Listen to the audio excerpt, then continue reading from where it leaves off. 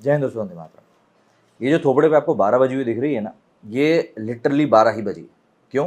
क्योंकि हम एक 3 घंटे की मूवी देख कर आए हैं और 3 घंटे में आप एक्सपेक्ट करते हैं कि आपको काफ़ी कुछ देखने के लिए मिलेगा। लेकिन आदिपुरुष मूवी, जो कि आज हम काफ़ी उत्साह के साथ देखने के लिए गए थे कि भाई वाकई में अब काफ़ी समय के बाद में एक ऐसी मूवी देखने के लिए मिलेगी जिसमें कि वीएफएक्स और साथ ही साथ अच्छे खासे एक्टर्स का तड़का भी रहेगा, वो सारी उम्मीदें हमारी टूटने में महज मूवी शुरू होने के बाद 5 से 10 मिनट लगे, इससे ज़्यादा देर नहीं लगी। अब इससे पहले कि मैं इस मूवी के बारे में और बात करूं, एक चीज़ आपको क्लियर कर दूं कि इस वीडियो में होने वाले हैं काफ़ी सारे स्पॉयलर्स। तो अगर आपने अभी तक आदिपुरुष नहीं देखी है और आप उम्मीद कर रहे हैं कि आप आने वाले दिनों में देखने जा सकते हैं, तो आप इस मेरे वीडियो को अभी छोड़ दें। और यदि आपने आदिपुरुष देख ली है या आप ये जानना चाहते हैं कि इस मूवी में देखने लायक कुछ है भी या नहीं, तो आप इस वीडियो को जरूर आखिर तक देखिएगा। वीडियो थोड़ा सा लंबा जरूर होने वाला है, लेकिन लिटरली मैं आपको एक चीज़ बता दूं कि आपका दिल इतनी बार टूटेगा ना इस वीडियो में कि आपको खुद कहीं ना कहीं फील होगा कि यार वाकई में भारत में सिनेमा के नाम पे काटा ही जाता है और कुछ नहीं। देखिए, वैसे तो हम आदिपुरुष की जब बात करते हैं तो भगवान प्रभु श्री राम की ये कहानी है। जिस तरीके से उन्होंने बुराई के ऊपर अच्छाई की जीत का हमको दर्शन करवाया था, उसकी पूरी एक इतिहास है। तो इसमें सबसे बड़ी बात तो यही है कि प्रभु श्री राम को लेकर पूरे भारत के लोगों में कहीं ना कहीं एक प्रेम बसा हुआ है। रामायण एक ऐसा इतिहास है जिसके के बारे में हर एक इंसान काफ़ी अच्छे से जानता है, और जब आप उससे छिड़खानी करते हैं तो काफ़ी हद तक चीज़ें बिगड़ने लगती हैं। मूवी की शुरुआत में जो डिस्क्लेमर आता है, आप यकीन नहीं मानेंगे, वो डिस्क्लेमर करीब करीब 1.5 से पौने 2 मिनट का है। तो ऐसे में आपको उसे ही सुनकर एहसास हो जाना चाहिए कि इस मूवी में मेकर्स को भी पता है कि उन्होंने काफ़ी गड़बड़ झाला कर दिया है, इसलिए वो हर एक चीज़ के लिए शुरुआत में ही माफ़ी मांग रहे हैं।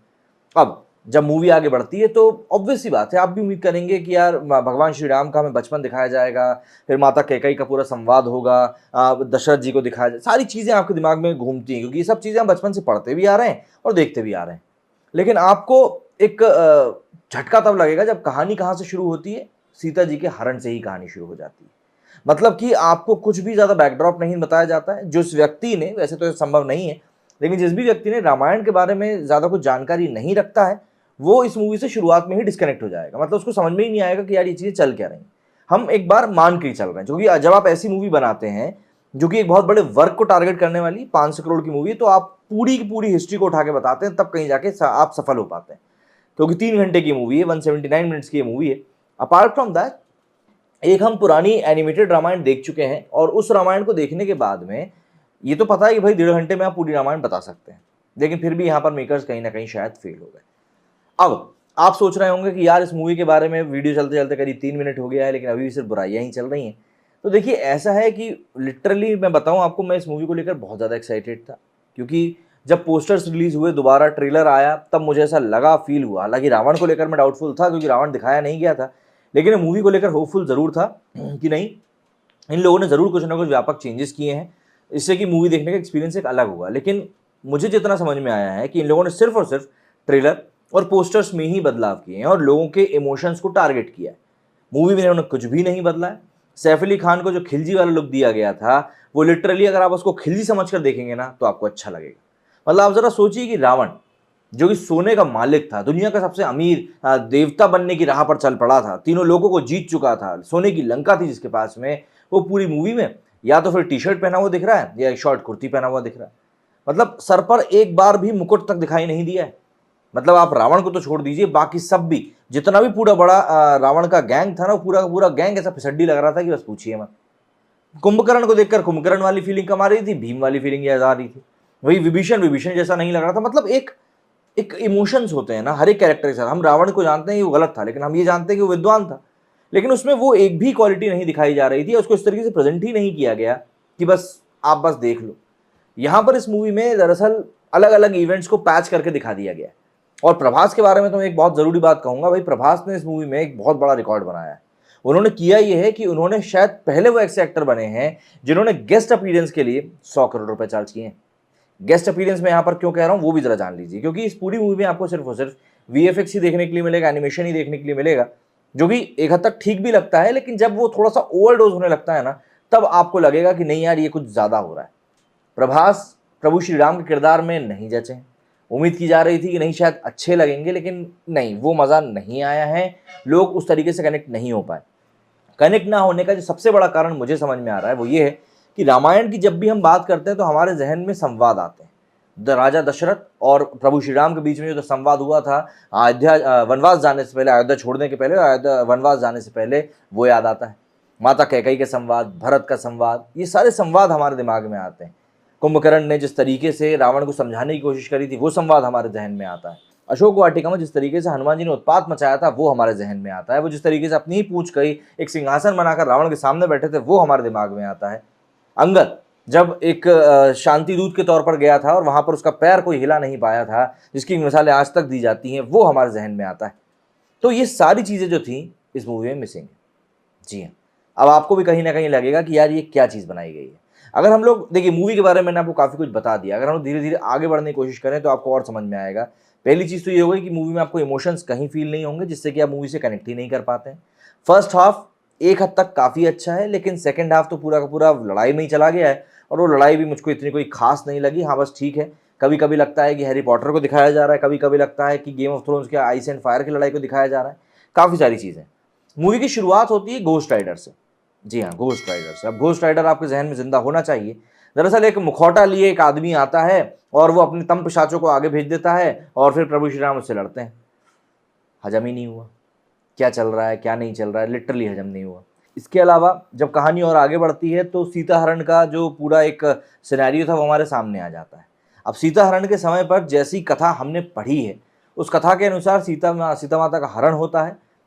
जटायु उनको देखते हैं और फिर वो उसके बाद लंकेश से युद्ध करते हैं, जिसमें कि लंकेश उनका पंख काट देता है। और जब वो नीचे आकर गिरते हैं तब प्रभु श्री राम माता सीता को ढूंढते हुए जब आगे बढ़ते हैं, तब वो जटायु से मिलते हैं, और तब जटायु उनको बताता है कि इस दिशा में वो गए हैं। ये हमको कथा पता है। लेकिन यहाँ पर क्या होता है, प्रभु श्री राम हवा में खुद ही देख लेते हैं कि भैया रावण जो है सीता माता को लेकर जा रहा है, और उसके पीछे पीछे भगते चले जाते हैं। जटायु जब उन्हें नीचे गिरा हुआ दिखता है तो कोई संवाद नहीं होता, बस वो उनको जला देते हैं वहां पर कि भैया मैं अपने पिताजी को अग्नि नहीं दे पाया, तो यहाँ पर मैं अपना कर्तव्य निभाऊंगा, और ये मेरे पिताजी के दोस्त हैं। इतना बस संवाद होता है और कुछ भी नहीं, उसको जला देते हैं। मतलब कि प्रभु श्री राम ने वहां पर हरण भी देख लिया, जबकि ये चीज़ बताई ही नहीं गई है, हमने कहीं पढ़ी ही नहीं, और ना ही अभी तक जो 50 से ज़्यादा रामायण बन चुकी हैं उनमें कहीं पर भी दिखाया गया है। इसके बाद शबरी का सीन आता है। अब शबरी बेर खिलाने के लिए आई है, लेकिन उनको यही नहीं पता कि वो किसे बेर खिला रही है, जबकि शबरी को सब चीज़ें पहले से पता थी। इसके अलावा अगर हम बात करें, देखिए लक्ष्मण जी का किरदार एक ऐसा है जो कि अपने बड़े भाई के लिए हर वक्त तैनात रहते हैं, लड़ने के लिए, प्रेम के लिए, हर चीज़ के लिए। लेकिन यहाँ पर सनी सिंह बिल्कुल स्टोन फेस दिखाई दे रहा है। ऐसा लगता है कि सोनू के टीटू की सीटी से अभी तक बाहर ही नहीं निकल पाए हैं, और लक्ष्मण के रूप में उनको जो किरदार दिया गया है वो उसके साथ बिल्कुल न्याय नहीं कर पाए। ये चीज़ मैं बिल्कुल सही तरीके से आपको कह रहा हूँ, बिल्कुल भी न्याय नहीं किया है। मतलब कि आपको राम और लक्ष्मण के बीच में ही वो बॉन्डिंग फील नहीं होगी। एक बार को मैं ये ज़रूर कह सकता हूँ कि राम और भगवान हनुमान के बीच में आपको ज़रूर एक बॉन्डिंग देखने के लिए मिल जाएगी, लेकिन उन दोनों भाइयों के बीच में आपको देखने के लिए नहीं मिलेगी, और कहीं ना कहीं आपको ये गट फीलिंग आएगी कि यार ये मैं देख क्या रहा हूँ। इसके अलावा जब भगवान हनुमान और लक्ष्मण जी की मुलाकात का सीन दिखाया गया है, उसमें कुछ अनुवाद होते हैं, सवाल जवाब होते हैं। अब वो सवाल जवाब कुछ इस प्रकार के रहते हैं कि एक मकान को बनाने में 10 लोग 10 दिन ले रहे हैं, तो 4 लोग कितने दिन लेंगे, मतलब बैंक पीओ वाले सवाल शुरू हो जाते हैं वहाँ पर। ये लिटरली वहाँ पर देखकर ऐसा लग रहा था कि यार ये कोई मजाक चल रहा है। डायलॉग्स के नाम पर लिटरली यहाँ पर मजाक ही चला है। मतलब तेरे बाप की ये, तेरे बहन की वो, तेरी माँ बहन, मतलब इस तरह के डायलॉग्स आप इन लोगों के मुंह से बुलवा रहे, क्या मतलब है यार। मतलब हम लोग जिस तरीके से, जिस बिलीफ के साथ हम बड़े हुए हैं, आपने लिटरली उस बिलीफ को सिर्फ तोड़ा नहीं है, बल्कि आपने उसको झकझोड़ के निचोड़ के फेंकने का काम कर दिया है। डायलॉग्स के मामले में बहुत हद तक मैं आपको कहूँ काम की ज़रूरत थी, लेकिन पता नहीं क्या हुआ, बजट कम पड़ गया या क्या दिक्कत रही, लेकिन डायलॉग्स अच्छे नहीं हैं। और जिस प्रकार के हम एक भगवान के मुंह से डायलॉग सुनना पसंद करते हैं, वैसे तो बिल्कुल भी नहीं। इसके बाद जब हम आगे बढ़ते हैं तब अशोक वाटिका वाला सीन आता है। अशोक वाटिका की जब बात होती है तो हमारे जहन में काफ़ी हरे भरे पेड़, फलों वाले पेड़ आते हैं, लेकिन यहाँ पर अशोक वाटिका जो है काली दिखाई गई है, नकली पेड़ लगे हुए हैं, बिल्कुल गेम ऑफ थ्रोन्स का एक सेट दिखाई देता है। और जब वहाँ पर भगवान हनुमान अपने आप को मिलवाने के लिए पहुँचते हैं माता सीता से, तो वहाँ पर भी वो कोई अशोक वाटिका में उथल पुथल नहीं मचाते, बल्कि एक घटिया सा वहाँ पर संवाद होता है, और उसके बाद उनको महल के बाहर ले जाकर जला दिया जाता है। उसके बाद जो एक सीन आता है वो तो और भी एपिक है। मतलब कि यहाँ पर आपने ट्रेलर में, टीजर में देखा होगा कि रावण के यहाँ पर 2 कट दिखाया गया, जिसको कि लोग बोल रहे थे कि ये बिल्कुल फर्जी दिख रहा है। दरअसल वो जो कट जो है ना रावण के, वो आए उसको वेल्डिंग करने के कारण।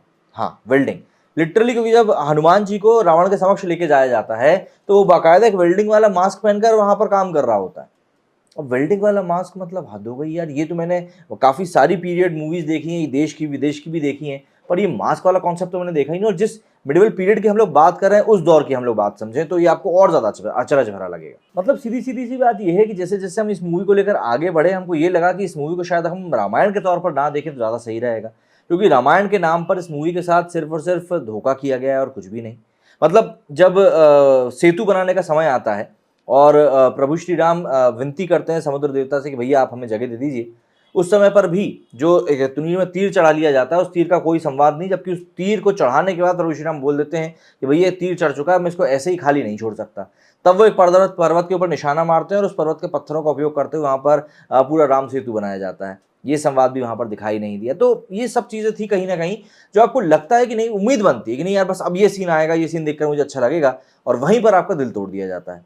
सिंपल सा ये पूरा कॉन्सेप्ट चला है इस पूरी की पूरी मूवी में। मतलब आप सोचिए जरा कि किस हद तक ये मूवी गई है कि हमको ये पता है कि विभीषण रावण को बार बार समझाने की कोशिश करता है और उसके बाद रावण चिढ़कर उसे कह देता है कि तुम मेरे महल से बाहर निकल जाओ, तब वो चला जाता है प्रभु श्री राम की शरण।